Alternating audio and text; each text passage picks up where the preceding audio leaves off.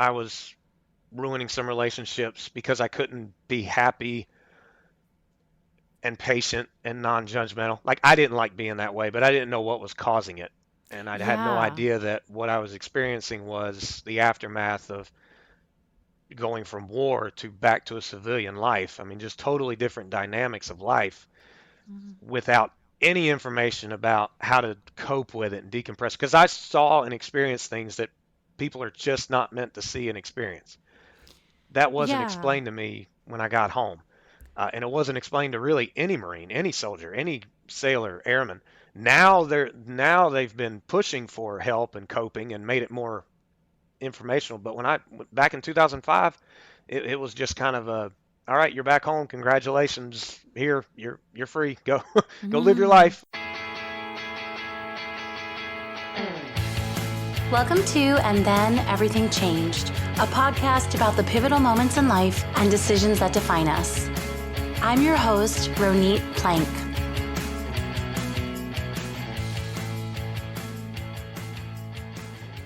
Today, my guest is Scott Medlin, who has worked as a police officer since 2007. Prior to that, he was in the United States Marine Corps and was deployed for Operation Iraqi Freedom in 2003 and 2005. Welcome, Scott. Thank you. It's an honor to be here. Oh, well, I am so happy you're here, and you're actually my first person on the show in law enforcement. So it's really exciting to be able to talk to you. Well, I hope I set the bar higher and not low. Well, I one of the biggest questions I have, because it's so different, your life and what you've chosen to do is so different from my life. I'm curious when you knew that you wanted to join the military.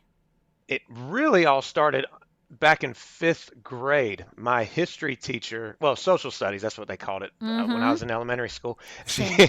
Same, same. my social studies teacher talked about how people in the Revolutionary War and the Civil War felt a need for a strong America, and they fought for it. Mm-hmm. And that was when I got my first little itch of patriotism. Mm-hmm. Then in high school, junior year, a Marine recruiter came into a classroom because the teacher who I had was a Vietnam veteran, a Navy corpsman and the Navy corpsmen work with the Marines. So Mm-hmm. he was with the Marines when he was in Vietnam. This Marine was impressive. And then I did yard work for a former Marine colonel who did 28 years in the Marine Corps. And he asked me about, what do you want to do with your future? And I said, oh, I don't know, maybe the United States Army. Well, needless to say, he didn't like that answer too much. So he and I really had a heart to heart talk about it. And Mm-hmm. that's when I pretty much decided to go in the Marines right after I got out of high school. Uh-huh. And what about your family? Like, what was their feeling about it? Was there military in your family? Just on my granddad was in the U.S. Air Corps, I think it was called. It was during World War II, so it had a Mm-hmm. different name than branches do now. Mm-hmm. But anyway, he was the only one. So my immediate family, no. My parents, no. It was definitely something they had to, or they felt compelled to really inquire. I mean, they asked the Mm. recruiter themselves, please Mm-hmm. come to our house. We have a lot of questions. And Mm. fortunately, he answered all of them, all the questions the right way. And I was, and they didn't object to me joining. Uh-huh. Okay. And so you're basically, I mean, there had been people who served before, but it was kind of this new generation. You started this new career path in your family. Yes, and then my Mm-hmm. brother joined Oh, right wow. 2 years after I did in the Marines. Yes. Okay. Yep. So your And then family was really signed up. oh yeah, and then my youngest brother went into the army, so we give him heck about that. But all three of us went into the military. Well, okay, so now for someone like me, a complete civilian, and someone who will never probably hold a gun, although I did go to a shooting range with some friends, so I have done that. But what's the deal with the whole Marine Corps versus the Army? Can you explain that? To put it simple, every Marine is a basic rifleman, where at any given time they are expected to have the skills, the training, the confidence, the capability to be able to be on the front lines like an infantry Marine. Mm-hmm. In the Army, Navy, Air Force, you have a job and of say being a desk clerk or a mechanic, that could very well be your job, and you will never be asked to be I front lines gotcha. in a combat role. That's the Okay. difference between the Marines. Every single Marine at any given point must be able to step on the front of that line to be able to fight the enemy off.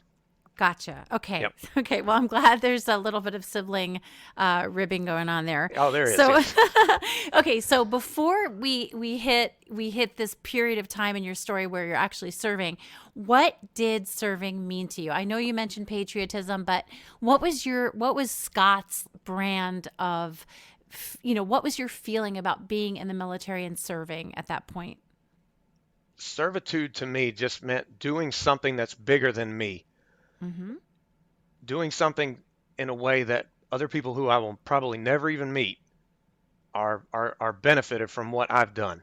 Mm-hmm. So I had that itch, and I was Mm-hmm. like, I was in the high school interact club, stuff like that, community service. So that's what servitude meant to me, and that's why I went through with military decision. I knew that was a big leap. Mm-hmm.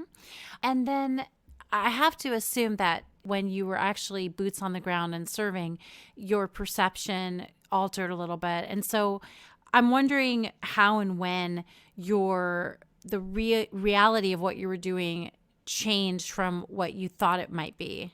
Originally, pre 9/11, 2001, I I just had this plan that the Marine Corps was going to be like an easy career builder. Mm-hmm. I was going to join the reserves, go to college, and then eventually get commissioned in the officer ranks. Hope that makes sense. Like rather than wearing Yeah. stripes on my sleeve, put brass on my collar kind of thing. Mm-hmm. So anyway, more of a managerial role. But then 9/11 happens, Mm-hmm. and I remember calling my dad. My actual first day as an official Marine reporting in after boot camp was on 9/11. So, Wow. oh yes. So I called my dad that day. I was at Camp Lejeune in North Carolina. I called my dad and I said, Dad, you see what's going on? I am going to go to a war eventually. And he Mm-hmm. said, no, no, don't worry about it. We'll probably just do some massive air campaigns. You won't have to go anywhere. But I knew. I just knew. Mm-hmm. And then, needless to say, 2003 rolls around, my first deployment. We get to Kuwait before the invasion of Iraq. And while we were getting the Humvees, the vehicles off the cargo jet that took us over there provided by the Air Force, they had the talk with us and they said, "Hey, look, some of us have been shot at on the way to the base. So this is real. We're here now. Let's get to the base safely." And that's when Mm-hmm. reality hit. I was like, "All right, well, this is what we trained for. This is what we're going to do, but we're still all human and there's Mm-hmm. still that initial fear but you have to have the ability to push past that fear." Mm-hmm. And so I know that you saw death there, and you saw. I mean, can you talk about that deployment? 2003 was not that bad for me.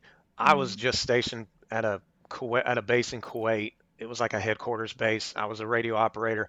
I only made one trip into Iraq, and it was very peaceful. It was amazing though. The Iraqis were on the side of the streets just cheering for it. I mean, they were thrilled to see us. It was Hmm. amazing. Hmm. Uh, and the kids were just their spirits were great. And here I Mm. am thinking, wow, this kid is wearing basically, I mean, it looked like just a sheet cover, like a pillowcase cover. I mean, it was basically nothing. And I Mm. could tell that, like this one boy in particular, I'll never forget locking eyes with him.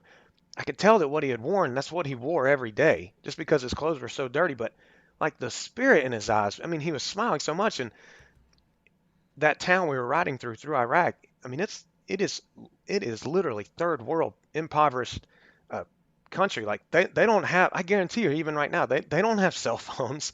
Mm. Uh, there were people living like biblical times of herding sheep and stuff like that, living in tents, no Mm. electricity.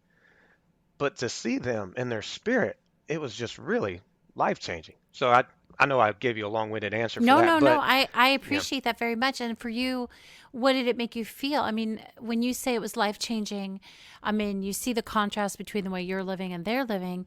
And what was it, if we dig a little even more into that, what do you think it was that was happening for you when you saw these kids, especially that boy?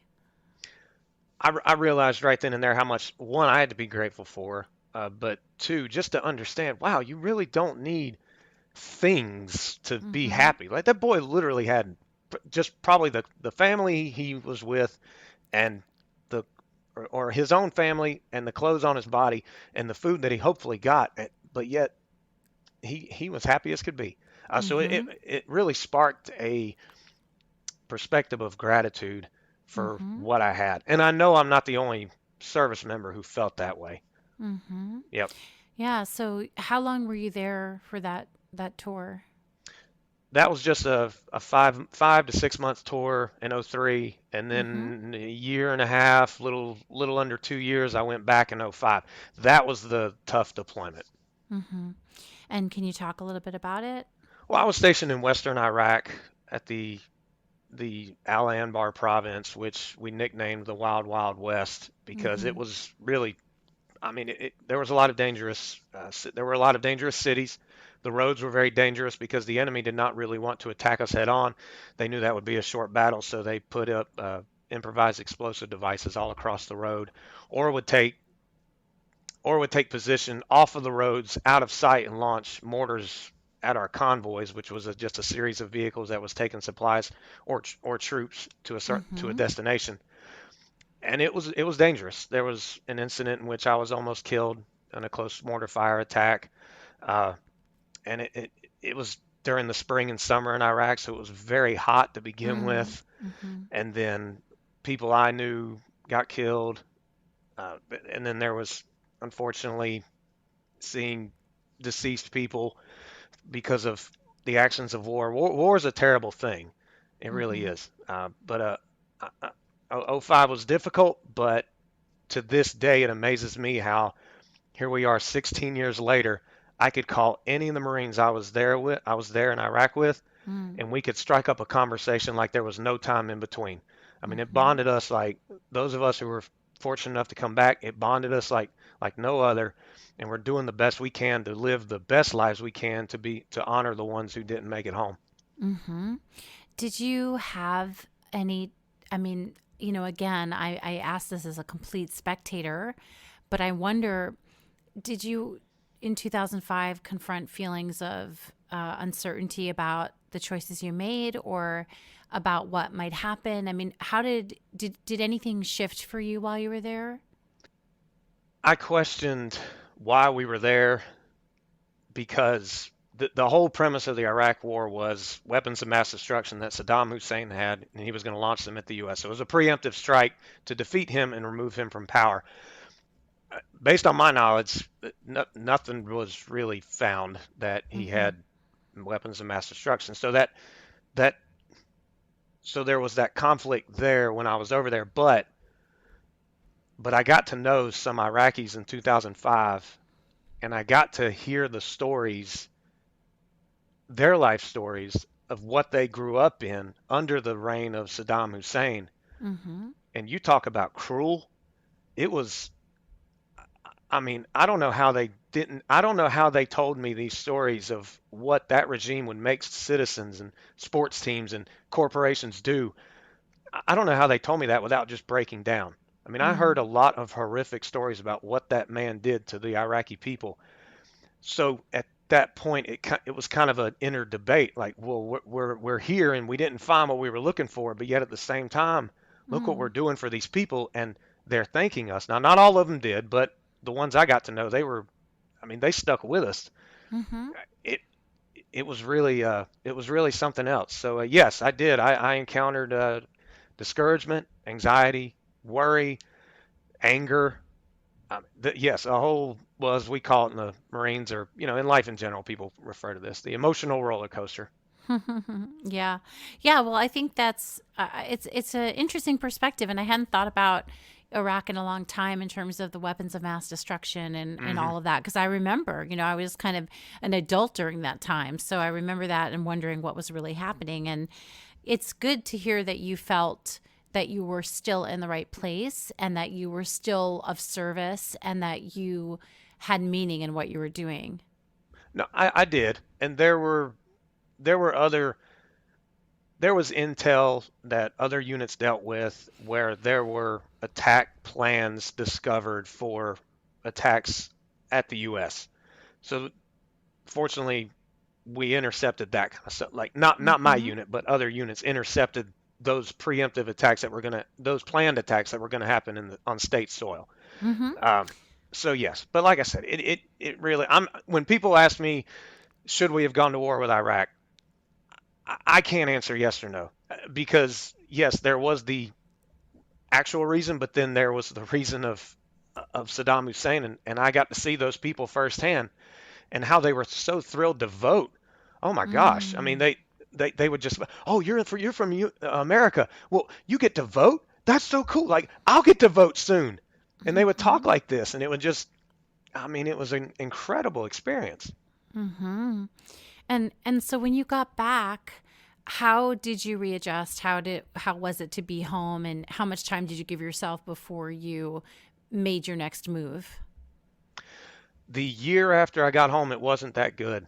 I was very judgmental towards people that, for lack of a better term, just kind of had an easy life and didn't really appreciate that there was a war going on and what I Mm-hmm. had been through. I I went back to college, and I remember I was in a class one time, and a young lady said, "Our troops are over there, and all they're doing is killing babies." Oh. I I had to hold my temper back. I was very upset by that comment she made. That first year being back, I didn't do too well. I was actually experiencing symptoms of post-traumatic stress disorder. I was in summer school one day, and this is a flashback I won't forget. I Mm. was in a history class, and I zoned out for who knows how long, but relived that close mortar fire attack, one of the incidents that almost killed me. So the first year wasn't that easy. So like I said, I went through a lot of emotions and dealt with a PTSD. Did you have support at that point? I had my brother because my brother and I were there actually at the same time in the same unit. Oh, So wow. he and I kind of supported each other as best we could. But when the relationships among family members started falling apart, my parents made it very clear to both of us, it is time for you two to both get help. We don't Mm. know what's going on, but we don't like it, and we don't want to lose our Mm-hmm. family. Please get help. So we did, and Mm. I manned up to it, and I got help, and I don't come. I, the stigma is, well, you're weak if you get help. I disagree with that 100%. Mm-hmm. So when you started getting help, did you feel that judgment of yourself that you needed help? No, no, I could see it that I was ruining some relationships because I couldn't be happy and patient and non-judgmental. Like I didn't like being that way, but I didn't know what was causing it.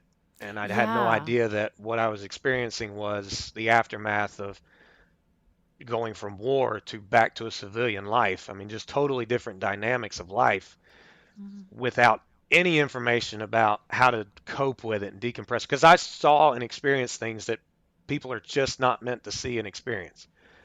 That wasn't Yeah. explained to me when I got home. And it wasn't explained to really any Marine, any soldier, any sailor, airman. Now they've been pushing for help and coping and made it more informational. But when I back in 2005, it was just kind of a, all right, you're back home. Congratulations. Here, you're free. Go go live your Mm. life. Yeah. And it's so interesting. I don't know how much help they're offering now and how much information, but it seems so obvious. I mean, I know at least here in Seattle where I live, we're pretty liberal, as I'm sure you can imagine. And there's a lot, at least in our school, of like emotional support and just kind of that emotional intelligence work that they're doing on the Hmm. children. And that idea of reflecting, which can be so helpful for people. But I didn't grow up with that. That was not anything that was given to me as a tool growing up, even in my family, that kind of emotional reflection. Right. And I can see how, in a military sense, it would seem counterintuitive to do that. That the old school way of doing things is to just keep plugging ahead. But Yep. they are offering some resources now. Oh yes. I Mm-hmm. think over the last several years since 2005, there's been a bigger push for don't worry about don't worry about if you need help. Now I Mm. think I have friends that are still in the Marines, and they have told me that it's not as much of a stigma anymore. I mean, it is to a certain extent, but also VA clinics across the country have psychologists, psychiatrists to offer help for veterans. Yeah, I mean, it seems almost, I guess, like, how could someone go there? I mean, I remember in an earlier conversation you said to me that the brain is not meant for this kind of exposure or this kind of experience. I think, we're going to talk about law enforcement soon too, but the human brain is not meant for all of this. And so the idea that someone could be exposed to this type of experience without processing it seems absurd. Yes, yes. I tell everyone, military who has seen combat, to police officers, the brain is wired to protect us. And when you go into dangerous situations, you are releasing stress hormones, whether you like to or not, because the brain is going into a fight or flight mode in which something that it is does not innately want to go through, well, you're going through it. And there's Mm-hmm. going to be stress hormones. There's going to be a physical and mental reaction that you cannot escape, and it's your job to cope with it, because nobody can do the coping for you. So it does fall on the individual. Fortunately, there are resources and information out there like we've never had before, and that's a good thing. That's one thing we have Mm-hmm. working in our favor. Do you think that this is kind of a strange, it's kind of like a more abstract question, but do you think it's possible in your experience and who you know, and even when you think about your brother, who I'm curious how he's doing now, or both brothers, but is it possible to go to a combat zone and not be affected? I mean, is it possible to be in the military and be a machine versus a human? I don't th On face value, no, I don't think so. I think that everyone is affected. Now, fortunately, some cope with it better than others because they're active in coping with it. But no, on the surface level, no, I don't think you can go through what the military has to go through if you're deployed to a combat zone. Or like my youngest brother, he was deployed to Guantanamo Bay, and that was stressful with 12-hour Mm, shifts dealing with the terror detainees. mm, It was stressful. So after doing that for a year, being stuck on that base for a year, yeah, I mean it took a toll. But on first face value, no, I don't think someone can just go through experiences like that and just not be affected in any way. mm-hmm. And I wonder if everyone knows that now. I wonder how people approach enlisting. Like, I wonder if everyone knew, and this is just sort of again like an existential question from a non-military person, like if everyone knew for sure that they would be irrevocably changed, that they weren't, tough enough, quote, tough enough to do this without being affected and have some stress and, PTSD at the end, if the enlisting would change or if people would still go for it because it was so important. I think people would still go for it because it's important, but also in the Marines you have, or you really want to have, and you should have, valuable leaders, good mentors, good fire team leaders, squad leaders, like basically big leadership all the way down to small unit leadership that will make it very clear we're in this together and we'll get each other Mm-hmm. through this, and therefore the Marine or the soldier, sailor, airman, Coast Guard rescuer, or whoever will feel Mm-hmm. support and yeah, Mm-hmm. definitely go through with what they want to do in joining the military. Mm-hmm. And are your brothers doing okay? I mean, you seem like you're doing really well, and we're going to talk about what you're up to these days, but how are your brothers? Oh, they're doing much better. I think all of us became regular patients in a Mm-hmm. psychologist's offices, but it was worth it. I mean, it was definitely worth it. My Mm-hmm. youngest brother actually really dove in deep to emotional freedom technique, Mm. tapping therapy. I Oh, think he's actually yes. certified in that stuff now. And then my younger brother, yes, he got help as well, and he actually just attended a uh, tremendously huge meditation seminar put on by one of the most renowned self-help gurus in the world, Dr. Joe Dispenza, who specializes in meditation for the most part. So yes, well, overall we're doing a lot better. Wow. So you're like really conscious and introspective former military brothers. Well, it's only because we have felt the pain, and it hurts so bad that we didn't want to live the rest of our lives in pain. Mm. Unfortunately, some of the people I've served with, they haven't turned their life around. They're really struggling, and I'm there Mm-hmm. for them. But yes, us three, we got to a point where the pain was so much, we all didn't want to live our lives that way. Mm-hmm. So I think it sounds like the people who are still struggling, would you say it's because they haven't availed themselves of the resources, or do you think they don't have the capacity to be introspective? I believe they know they need help, but our minds like to pick up on patterns. And if they're in the pattern of drinking alcohol, or if they're in the pattern of thinking negative, or they're in the pattern of being angry, the second there's a thought of changing, even though it's negative practices and patterns, it's still hard to push past and make a commitment to Mm-hmm. do the work, Mm-hmm. regardless of. I mean, it's just kind of the same as if someone smokes and they know it's not healthy and they want to quit. It's very Mm-hmm. hard to quit, Mm-hmm. uh, because there's that mental fortitude you have to have. I mean, that commitment, and that's what it takes when you're coping. I mean, I'm still coping to this day, and I don't mind telling people. Heck, I'm on YouTube talking about it. How I'm still being Mm-hmm. treated by the VA for symptoms of PTSD. So, Mm-hmm. um, yeah, Yeah. Well, I appreciate that you're willing to share those thoughts because not everyone will walk in your shoes. And I think it's good to have that understanding for the rest of us. So, what made you decide to get into law enforcement now that you're a civilian? when I was a little kid, here was the first inclination to do it. When I was a little kid, I was in the garage in my mom's car waiting on her to take my brothers and I to a place, and I saw this guy in the neighborhood walking door to door. I knew he didn't live there. He Mm-hmm. was walking door to door, and he was looking in windows.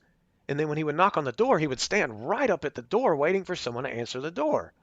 Well, it scared me because he was getting closer to our house. And I told Mm-hmm. my mom, I said, Mom, this guy's coming to our house. And she looked up the road and said, Oh, yeah, yeah, we need to.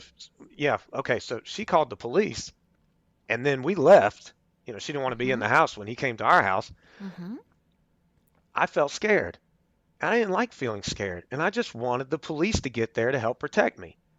Mm-hmm. Well, later in life, I just ended up being that person, wanting to be the cop that arrived to help that scared kid or the person that needed help. It just stuck with me. Uh, Plus, here and there, I would sneak an episode of Cops in when it was on TV, and my mom didn't really want me watching it, but I would watch it, and I really enjoyed watching what the police would do. Yeah. So, So, so you like became the person you wanted to be. yes, I followed through with what I wanted to do because of the desires that were there. Yes, I did. Yeah. So then when did you start to do the work you're doing now, which is to talk about mental health and being a police officer? I had no idea when it comes to the mental health aspect. I had no idea for the last 3 years. I had no idea that more police officers committed suicide than were actually killed in the line of duty. I had no idea. And I Mm. hate that I had no idea. I think that's bad. I had no idea. Like, this information has to get out there. So, January of last year, 2020, when I heard that 228 police officers had killed themselves, whereas I think less than 170 actually died on duty, which is still tragic. But my Mm. gosh, I mean, we know there's the job risk. We're not supposed to be killing ourselves. Uh, Mm-hmm. I, I, I just, it's like God slapped me in the back of the head and said, write a book. I said, all right, because based on the pain that I've been through, the struggles of depression, addiction, and PTSD that I've had to deal with, Mm-hmm. still getting treated for it now. I said, you know what? I will write about this based on experience, what I've learned, and then also more research I can do. So that's what led to the writing of my book, Mental Health Fight of the Heroes in Blue. Mm-hmm. And how was it received? How did the people that you work with, your peers, and then your superiors think about this? Oh, the city agency I was working for at the time, I sent a copy to the chief, and he was grateful. He was like, "This is amazing. You're doing this. Good job. I look forward to reading your book." It's got 5 stars on Amazon, so I hope that it means Mm-hmm. it's doing well. well, well, what I mean is, I mean, I have no doubt that it's a good book and that it's useful. What I mean is, what was this feeling among your peers about sort of, I guess, like lifting the veil, like, looking inside of what police officers are really going through? Because, I mean, I'm not sure about this, but I have this sense that there's a sort of strength and this idea that if you are in law enforcement, that you are really impermeable and can take a lot, like Teflon, right? So, what I'm curious about is how people in your field feel about being revealed to be struggling sometimes and to be having these mental health challenges.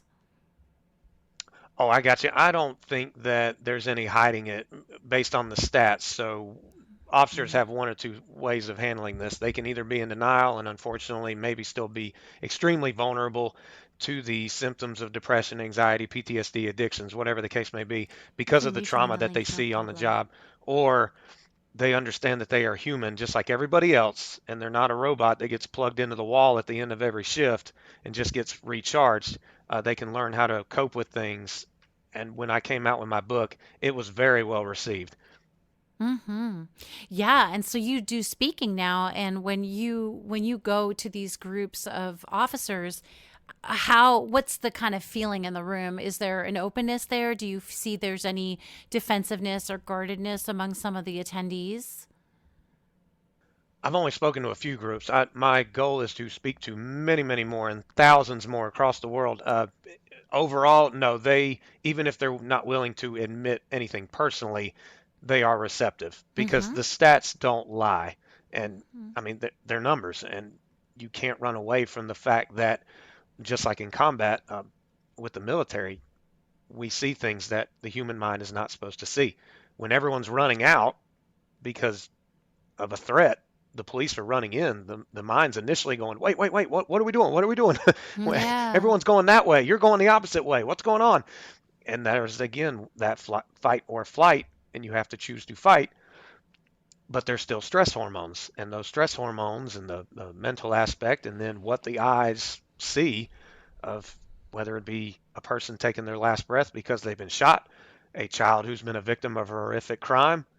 Uh, Heck, even I was in the schools for 3 years. I unfortunately would have to see how kids were bullied on the internet, and it was very crude. That Mm. was something that I had to work on processing as well.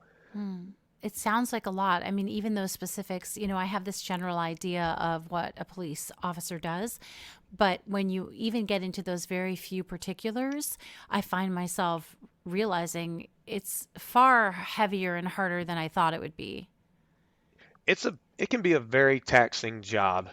And it can, as I say in some of my videos on YouTube, it can suck the life out of you if you're not careful. Yeah. A new officer can come in, go through training, no problem, and then get out on their own on patrol, and then they're having a blast. And then all of a sudden, I mean, it could be as quick as 6 months to a span of a few years. They could maybe be a totally different person. Mm. And I'm not saying I'm immune from this. I've had my struggles too. Mm-hmm. But in law enforcement, we're taught to be aware of a person's hands, a person's demeanor, of our surroundings, of a layout of a building for security purposes. So awareness is key. I'm trying to push on to law enforcement officers, be just as aware of yourself as you are aware of what you've been trained to be aware about. We need to be trained to be aware of ourselves and notice that if a relationship's faltering or we're gaining weight and we won't stop eating right, be it Mm. or we're being judgmental towards people, or all of a sudden we're losing our friends that we used to hang out with for so Mm-hmm. long. Why is that happening? Could it be because of the job? Absolutely, it could be. Mm-hmm.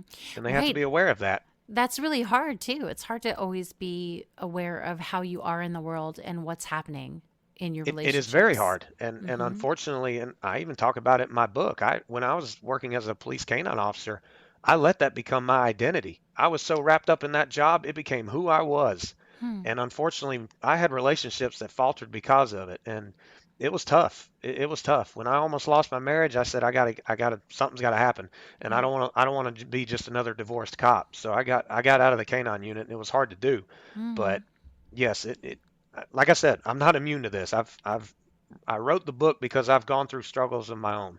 Yeah, yeah. And so what worries you? What worries you the most right now about your fellow police officers or about the job that you do? What worries me now is just overall morale's low across the country. It's very stressful to be in law enforcement right now. Hmm. So I pray that officers don't let negativity get the best of them.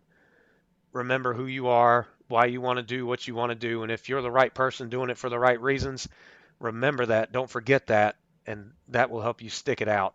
Um, just in case any of your listeners are law enforcement.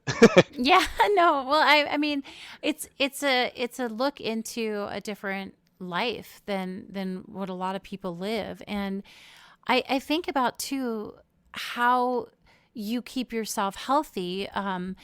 So it sounds like you have a marriage that is strong, and you're a father. So how do you keep tabs on yourself? Like, how do you know when something is not quite right, and how do you know that you're on the right track mental health wise? My wife will tell me, "Hey, you're not acting right." But it, when things start to hurt or when I'm not doing something that's healthy for me, I made it a promise to myself when I did get into law enforcement that one, I would not get out of shape. Unfortunately, there's that stereotype of the fat cop eating a donut. I Yeah. did not want to be that cop. And fortunately, I have not been. But I Hmm. know veteran officers who have become that or who are that. And I remember when I first got started, one of them told me he was a veteran of 20 plus years. He said, "Good luck, you thin buck. In 10 years, you'll double your waist size." And I kind of took that as a challenge, like, "Oh yeah." Anyway, That's but I funny. I'm aware. I'm aware to the sense when things start hurting, when I start realizing I'm not as happy as I should be, Hmm. because I've seen how little some people have, and and yet why would I not be grateful for what I have whenever I've seen how some people have it so much worse? So when I Hmm. start to see like, why am I bitter? Why am I angry? Well, it's because of just the chemical and mental reaction that happens because of not processing or coping with Hmm. the challenges that I've had to go through the job. Hmm. Yeah. And so I guess maybe, your mission and what you want other people to know is that they have to be as aware of themselves and what they need as what they're doing in the world for their job or their work. Absolutely, absolutely. And I think and I pray that every department, every sheriff's office, every federal agency across the country and the world really starts to hammer home training for police officers, even if they act like they don't want to listen to it, at least Hmm. provide it. But it does have to be by someone who is effective in and who is effective in communicating with law enforcement. Hmm. Right, Yep. which is where you really fit in well because you've been there, you're there now, and you understand that world. Hmm. Different from someone coming in as an outsider. Well, I've talked to some people who teach law enforcement agencies who weren't in law enforcement. They made it a point to tell the law enforcement officers, "Look, I understand that I'll never go through what you've gone through, or I probably won't see what you have seen as much as you have seen it. Hmm. But I promise you that these techniques and strategies that I'm about to teach you will help you." It's something like that. And that's good for communication styles across the board, no matter what job you're doing, Hmm. uh, stuff like that. So it doesn't necessarily have to be someone in law enforcement, but it definitely helps. I mean, just because I can Hmm. relate to what they've been through. Oh, well, yeah, I would imagine that the people listening to you who are in law enforcement will probably listen even better knowing that that's where you're from. I mean, I know I would. So before we tell listeners where we can find your work and your book, I'm curious about this question of vulnerability, and it's kind of again another existential question, but No I'm problem. picking I'm picking your brain this morning, Scott. I'm wondering about this whole idea of vulnerability, which has been so much more in the conversation. I feel like Hmm. the global conversation and work conversations. I was just talking to someone who was talking about how, it's so much more part of the work environment these days to talk about vulnerability. And so, is there any worry or danger about too much vulnerability considering the job you and other officers have to do? Like, is there a point where it's just too much touchy feely mushy in your feelings, or do you feel like the more the better? I get what you're saying. I think balance is a good thing. If an officer is approached every time they they deal with say a suicide or a murder scene, or having to do an initial intake or interview of, not an interview, but like get the initial information of when a child is a victim of a horrific crime, Mm-hmm. something like that. If every time they go have to work through that experience, if every time they're whisked away into a counselor's office, I think that would get pretty discouraging, and it would Mm-hmm. be like, why am I doing this? I'm good. I can handle it on my own, and I trust they would.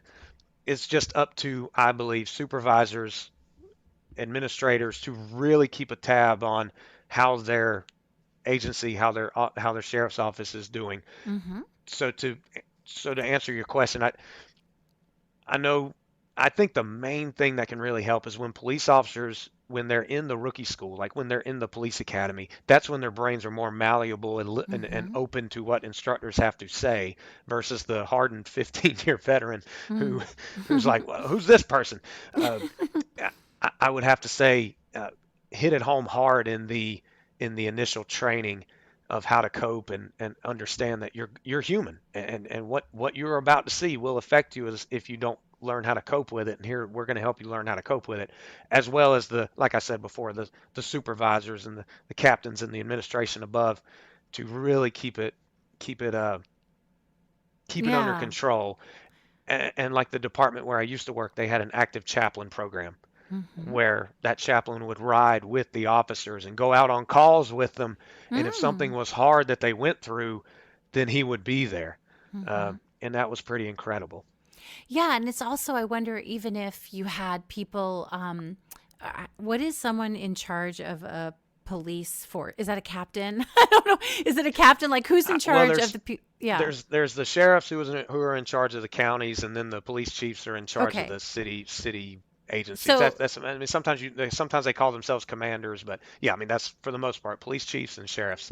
but the people that would be in the office where police officers call their office where they go back to, I mean, if those people have some emotional intelligence and some awareness about their force and what's going on with their people, that's already going to help a lot. I mean, do you find that those people have had some more emotional intelligence in your experience, or is that some area that needs work?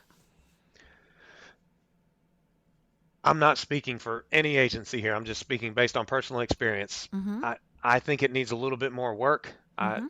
One of my favorite quotes about leadership is by John Maxwell. He says, "Nobody cares about how much you know until they know about how much you care." And a Mm-hmm. caring leader will be there and understand what their troops are going through. Mm-hmm. And unfortunately, I made that mistake in Iraq where I didn't connect well enough with my troops.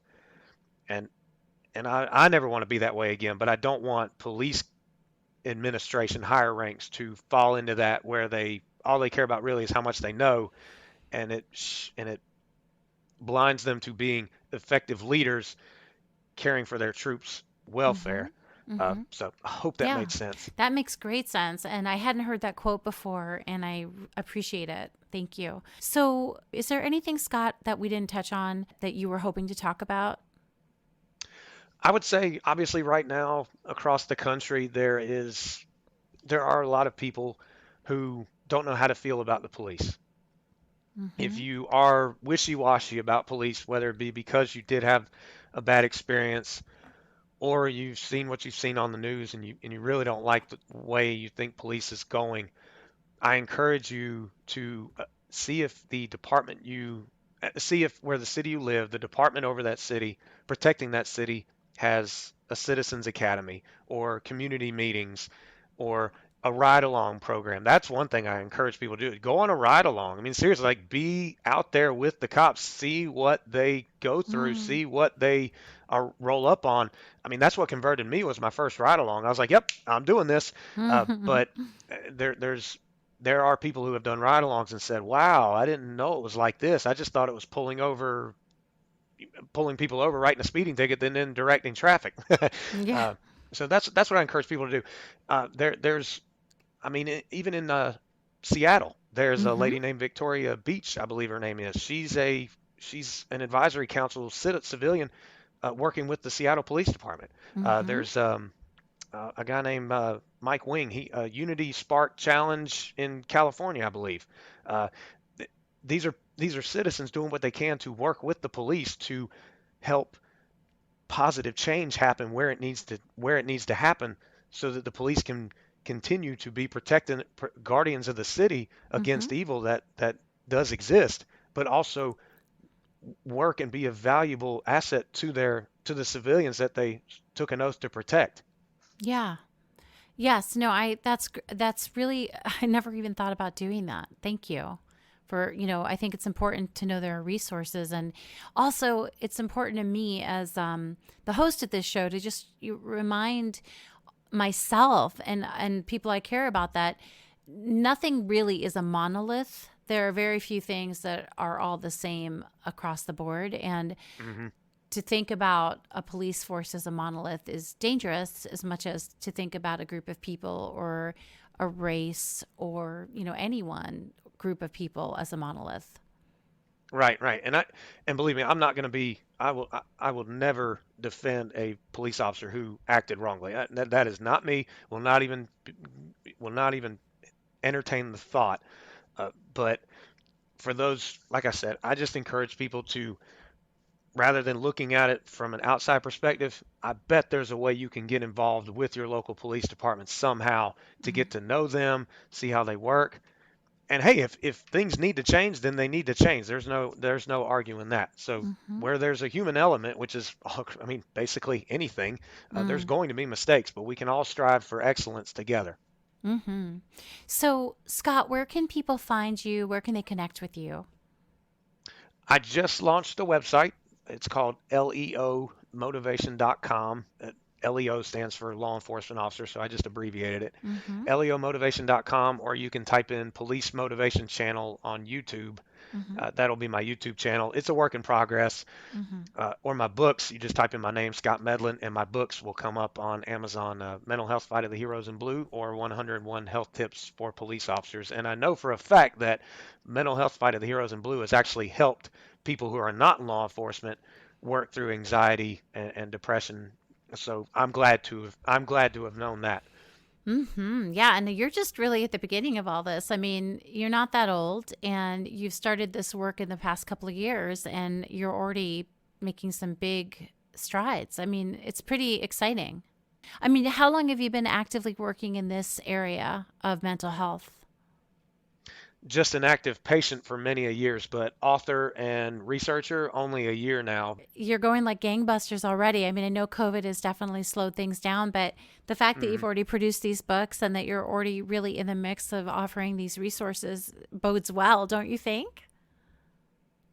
Well, I want to really do my part to bring down the suicide rate, the depression rate, but also help officers in their morale and mental health so they can do their job that much more better, so they can be exactly what the civilians and the community expects and deserves.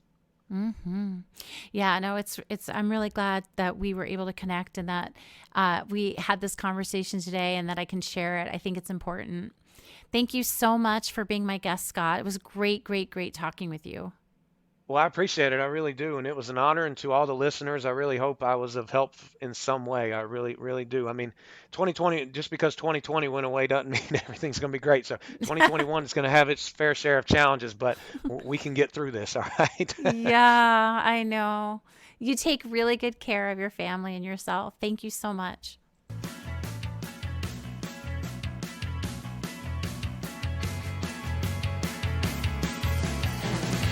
Thank you for listening to And Then Everything Changed. For more on this episode, photos, and other episodes you might like, please visit atecpodcast.com. You can connect with me and learn more about episodes on Facebook, Twitter, and Instagram also. Just search for my name, Ronit Plank, RONITPLANK, and you will find all the updates. If you like this podcast, please remember to subscribe and also rate and review so other people can find it. Thank you so much for listening.